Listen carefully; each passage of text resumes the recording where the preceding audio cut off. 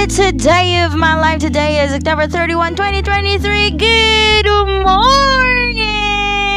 So, ginising nga pa pala ako ng mama ko dyan at ang una kong ginawa pagkagising ko ay syempre nagpasalamat po muna ako sa Panginoon sa panibagong araw at binuksan ko na po yung bintana ng aking kwarto para pumasok po ang liwanag sa aking buhay. Charis! At yan, tinuklop ko na po ang aking kumot bago pa ako lalabas at kitang-kita nyo naman napakaganda ng kapaligiran. It's a very, very good morning! At ayun na nga po, pumasok na po ako sa kusina para magtimpla ng kape pampagising sa umaga.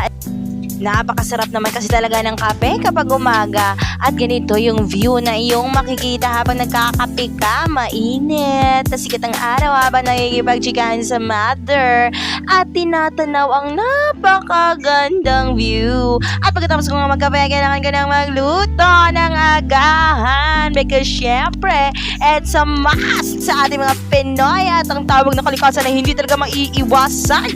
Kaya naman pagkalabas ko ay inubad ko ang aking jacket at naghugas ako ng pinggan na aming pinagkainan kagabi. At pagkatapos ay aalis ako para maligo dahil pupunta ako ng simbahan bago pupunta sa school para bumoto. At ayan, napatawa nga kay mama dahil video daw ako ng video at matik. Yan po ang aking susuotin papunta sa simbahan. Talagang krengking oh. At sumakay na po kami ng motor kasi 5 minutes na lang po. Malilate na po kami. Oo, may iiwanan na po kami. At pagkadating nga po namin sa simbahan ay napakabait ko at nagmano ako at bawal po dalhin yung cellphone sa loob.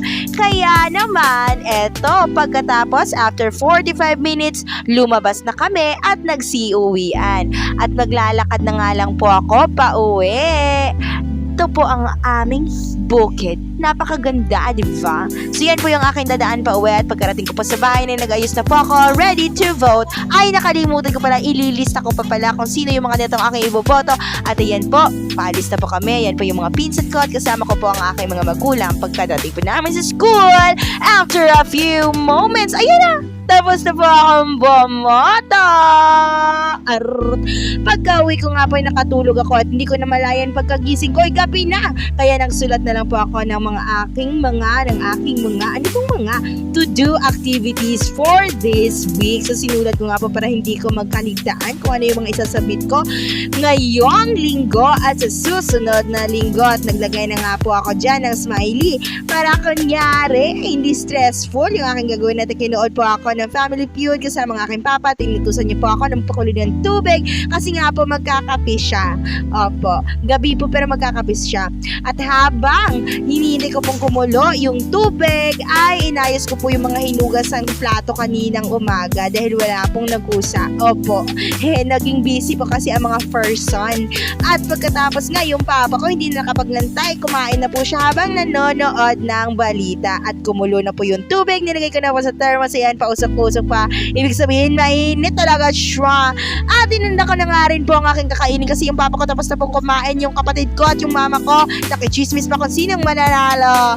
Ayan po, pinagtimpla ko na rin yung papa ko at naghugas pa ako ng kamay kasi po magkakamay pa akong kakain dahil yung ulam tuyo na may suka tapos kape tapos magkakamay ako. Ang sarap naman, kita nyo naman, ganadong-ganado ako. O tingnan nyo yung pa ako nakapatong na sa bangko, diba? O ayan, para sa huling subo, ayan. O, day, masarap, day. Ayan, napangiti ka. Busog na busog, ano? So, pagkatapos ay niligpit ko na nga po yung aking pinagkainan at hinugasan ko na po yung mga plato, yung mga pinggan na aming ginamit at inayos ko po, nilinis ko po yung aming lavatory, inayos ko po yung aking mga hinugas at hinugasan ko na rin po ngayon yung aking mukha kasi yung mukha ko naman po yung madumi.